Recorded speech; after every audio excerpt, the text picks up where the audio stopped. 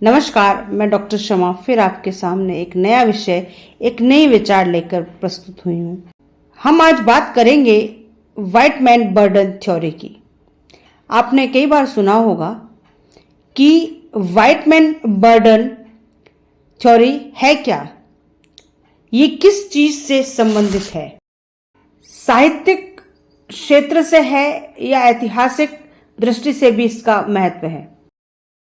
Victorian साम्राज्यवादी कविता के रूप में द व्हाइट मैन बर्डन विषयगत रूप से रुडयार्ड किपलिंग, जो यूरोपियन एक कवि थे, एक पोएट थे, उनके इस विश्वास के अनुरूप था कि ब्रिटिश साम्राज्य अंग्रेजों का पृथ्वी पर ईश्वर के साम्राज्य पर शासन करने के लिए दैवी बोझ था और ब्रिटिश उपनिवेशवाद को सभ्यता के एक मिशन के रूप में मान्यता है। तो जब ब्रिटिशर अपनी कॉलोनी को बढ़ा रहे थे, कॉलोनिज्म को बढ़ावा दे रहे थे, तो उनकी इस सोच को सभी ने उसका विरोध किया। तो अपने इस थ्योरी को सिद्ध करने के लिए उन्हें कुछ न कुछ ऐसा चाहिए था जिसे वे अपने साम्राज्यवादी नीति को स्पष्ट कर सके। रुडयार्ड किपलिंग की ये कविता उनके लिए बहुत महत्वपूर्ण सिद्ध हुई। श्वेत व्यक्ति का बोझ रुडयार्ड किपलिंग की कविता का वाक्यांश है। ये विक्टोरियन विचार को संदर्भित करता है जो वर्तमान में लोकप्रिय नहीं है और लोग इसे अस्वीकार करते हैं। इस विचार के अंतर्गत श्वेत अर्थात यूरोपियन लोगों का ये दायित्व है कि वे इन अश्वेत जातियों को ज्ञान प्रदान करें, उन्हें सभ्य करें, कल्चर्ड करें उन्हें अभी भी, क्योंकि वे अज्ञानी हैं, अंधविश्वासी हैं, असभ्यता की बेड़ियों से जकड़े हुए हैं। यूरोपियन लोगों ने अपनी साम्राज्यवादी एवं उपनिवेशवादी नीति को सही सिद्ध करने के लिए इस सिद्धांत का भरपूर उपयोग किया। उन्होंने एशिया एवं अफ्रीका व अन्य महाद्वीपों में अपनी कॉलोनी को इस आधार पर सही ठहराया कि उपनिवेश बनाना ईश्वर का उनको आदेश है।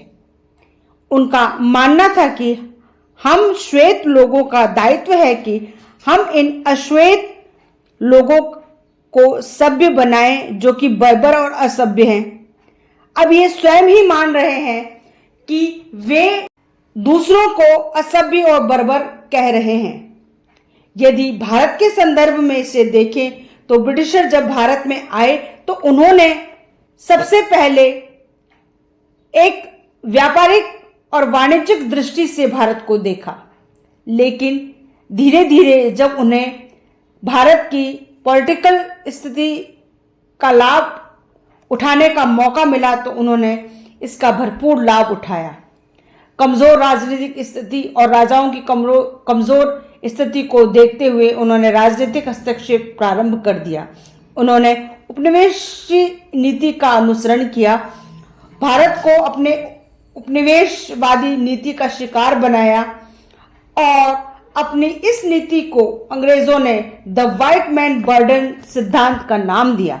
अंग्रेजों ने अपने साम्राज्यवादी, वाणिज्यवादी, उपनिवेशवाद की नीति को उचित सिद्ध करने के लिए तर्क दिया कि भारतीय अश्वेत असभ्य, बर्बर, अज्ञानी हैं और ईश्वर ने अंग्रेजों को यह दायित्व प्रदान किया है कि वे ऐसी जातियों, ऐसे लोगों को सभ्य और ज्ञानी बनाएं। अतः हम भारत में रहकर ईश्वर द्वारा सौंपे गए पुनित कार्य को कर रहे हैं। भारत में ब्रिटिश काल के दौरान हुए औद्योगिक विकास, शिक्षा के प्रसार, रेलवे एवं यातायात संसाधनों का विकास, संचार माध्यमों का विकास, न्याय एवं प्रशासनिक व्यवस्था का विकास, कृषि औद्योगिक विकास, सामाजिक एवं धार्मिक सुधार आदि को उन्होंने अश्वेतों के प्रति श्वेतों के दायित्व की पूर्ति से जोड़ने का प्रयास किया। हालांकि भारत में अनेक राष्ट्रवादी नेताओं जैसे दादा भाई नौरोजी आदि ने अंग्रेजों की इस साम्राज्यवादी नीति के पक्ष में दिए इस सिद्धांत का कड़ा विरोध किया। दादा भाई नौरोजी ने ड्रेन ऑफ वेल्थ का सिद्धांत दिया, जिसे हिंदी में धन निष्कासन का सिद्धांत कहते हैं। धन निष्कासन की नीति से अंग्रेजों के उपनिवेशवाद को सिद्ध करने का प्रयास किया। इस सिद्धांत के अनुसार ब्रिटिश राज भारतीय अर्थव्यवस्था को एक स्पंज की तरह यूज ले रहे थे और वे इस अर्थव्यवस्था को खोखला किए जा रहे थे, जिसका कोई भी लाभ भारतीयों को नहीं मिल रहा था। इसके विषय में भारतीय अनभिज्ञ थे। दादाभाई नौरोजी ने 1861 में इस सिद्धांत का प्रतिपादन अपनी पुस्तक poverty and un British rule in India में ड्रेन ऑफ वेल्थ के नीति को प्रतिपादित किया। उनके अनुसार भारत से ये धन भारत में नियुक्त ब्रिटिश अधिकारियों के वेतन भत्ते के रूप में, गृह कर टैक्स के रूप में, युद्ध खर्चे और भारत में ब्रिटिश निवेश के मुनाफे के तौर पर ब्रिटेन में जा रहा था। अर्थशास्त्री बागची के अनुसार यह अनुमान लगाया गया कि सिर्फ बंगाल से ही कुल सकल घरेलू उत्पाद जीडीपी का 3 से 4% धन ब्रिटेन जा रहा था। यदि युद्ध के व्यय को भी इसमें शामिल कर लिया जाए तो ये प्रतिशत बढ़कर 5 से 6% हो जाता था।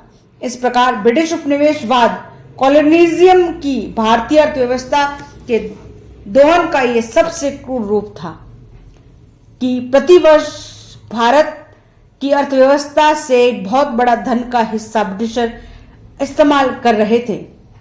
इस प्रकार औपनिवेशिक शासन के अधीन ब्रिटिश सत्ता ने दुनिया की सबसे मजबूत और बड़ी भारतीय अर्थव्यवस्था का औपनिवेशिक हितों के लिए अंधाधुंध शोषण किया, जिसने भारत की अर्थव्यवस्था को खोखला कर दिया।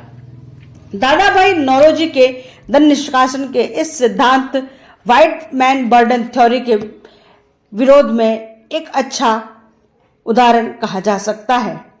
तो यही था व्हाइट मैन बर्डन थ्योरी। हमने काफी परीक्षाओं में सिलेबस में इस विषय को देखा है और बड़े अचंभे की बात है कि हम ये टॉपिक पढ़ते ही डर जाते हैं कि अरे ये क्या टॉपिक है, व्हाइट मैन बर्डन थ्योरी। तो हम इसको लिटरेचर में ढूंढने लगते हैं, रुडयार्ड किपलिंग की जो है उस पोयम को पढ़ने लगते हैं कि अरे ये क्या है। तो फिर हम इतिहास की दृष्टि को से इसको कैसे देखें, और जब भारत के संदर्भ की बात आती है तो हमें और भी मुश्किल आती है। तो ये विषय इतना कोई वो कठिन नहीं है। इस विषय का संबंध ब्रिटिश उपनिवेशवाद से है कि कैसे ब्रिटिशर ने अपने कॉलोनिज्म के सिद्धांत को एक सच्चा और ईश्वर की देन कहकर इसको सही सिद्ध करने का प्रयास किया, ताकि आने वाली पीढ़ियां ये ना सोचें कि ब्रिटिशर्स जो थे वो लोगों पे अत्याचार करते थे, उन्हें जो है उपनिवेश बनाया, उनका आर्थिक शोषण किया। उन्होंने तो बल्कि ये प्रदर्शित करने की प्रयास किया वे तो ईश्वर के आदेश पर असभ्य लोगों को सभ्य बनाने के लिए साम्राज्यवादी नीति का अनुसरण कर रहे हैं। कि क्लास में इतना ही। कमेंट्स करके अवश्य बताइएगा आपको आज का टॉपिक कैसे लगा। अगर चैनल को सब्सक्राइब नहीं किया है तो चैनल को सब्सक्राइब करें, लाइक करें और अपने मित्रों के साथ शेयर करें। फिर मिलते हैं ऐसे ही किसी विषय के साथ, ऐसे कई नए ऐतिहासिक स्थान के साथ, या किसी सेमिनार या किसी शैक्षणिक क्षेत्र की तरफ। तब तक के लिए अनुमति दीजिए डॉक्टर शर्मा को शुक्रिया।